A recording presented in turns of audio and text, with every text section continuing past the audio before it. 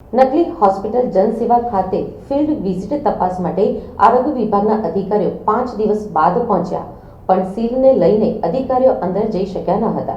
નકલી હોસ્પિટલ જનસેવા ખાતે field visit અને તપાસ કરવા માટે સુરત જિલ્લાના આરોગ્ય વિભાગના અધિકારીઓ 5 દિવસ બાદ પહોંચ્યા હતા. ખાસ વાત તો એ છે કે 5 દિવસ વીતી ગયા હોવા છતાં જિલ્લા આરોગ્ય અધિકારી અનિલ પટેલને હજુ સુધી એ માહિતી નથી કે આ હોસ્પિટલનો માલિક કોણ છે. આ સમગ્ર ઘટના 5 દિવસ બાદ હવે આરોગ્ય વિભાગ હોસ્પિટલના સંચાલકને નોટિસ આપશે. આરોગ્ય વિભાગના ઢીલા વલણ અને ઢીલી કામગીરીના કારણે જ સુરત જેવા શહેરમાં નકલી ડોક્ટરો નિર્ભયતાથી તેમની ક્લિનિક અને હોસ્પિટલ ચલાવી રહ્યા છે.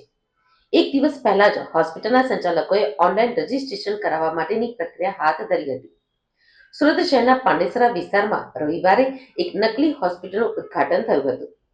જનસેવા નામની મલ્ટી સ્પેશિયાલિટી હોસ્પિટલની શરૂઆત કરવામાં આવી હતી. કોઈને ખબર પડવા ન દેવામાં આવી કે આ હોસ્પિટલ કોઈ પણ પ્રકારની સરકારી મંજૂરી કે રજીસ્ટ્રેશન વિના શરૂ થઈ રહી છે. ઉદ્ઘાટનના થોડા કલાક પછી જ અહીં દર્દીઓ સારવાર માટે આવ્યા હતા. તો બીજા દિવસે આ મામલો બહાર આવતા કોઈ પણ ફાયર વિભાગની મંજૂરી અને સુવિધા વિના ચાલી રહેલી આ હોસ્પિટલને ફાયર વિભાગે સીલ કરી છે. પાંડેસરા પોલીસે નકલી હોસ્પિટલમાં સારવાર આપતા 3 બોગસ ડોક્ટરો અને હોસ્પિટલ સંચાલકને પૂછપરછ માટે બોલાવ્યા.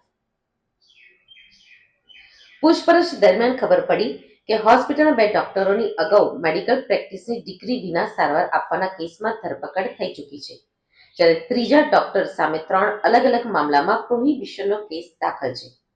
આટલું બધું હોવા છતાં જે વિભાગની જવાબદારી છે તે વિભાગ 5 દિવસ પછી આ હોસ્પિટલની તપાસ માટે પહોંચે છે, પરંતુ તપાસ પણ અધૂરી રહે છે કારણ કે ફાયર વિભાગે અહીં સીલ લગાવ્યું હતું, જેથી અધિકારીઓ હોસ્પિટલની અંદર જઈ શક્યા ન હતા. જો અધિકારીઓ પહેલા ફાયર વિભાગને જાણ કરી હોત તો સીલ ખોલાવીને તપાસ શક્ય થઈ હોત.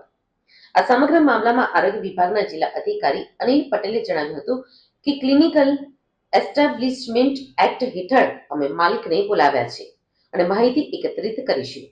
અત્યાર સુધી કોઈ પણ પ્રકારનું રજીસ્ટ્રેશન થયું નથી કે અમને લિખિતમાં જાણ કરવામાં આવી નથી.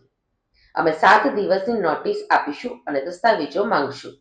જો દસ્તાવેજ ઉપલબ્ધ નહીં હોય તો દંડાત્મક કાર્યવાહી કરવામાં આવશે.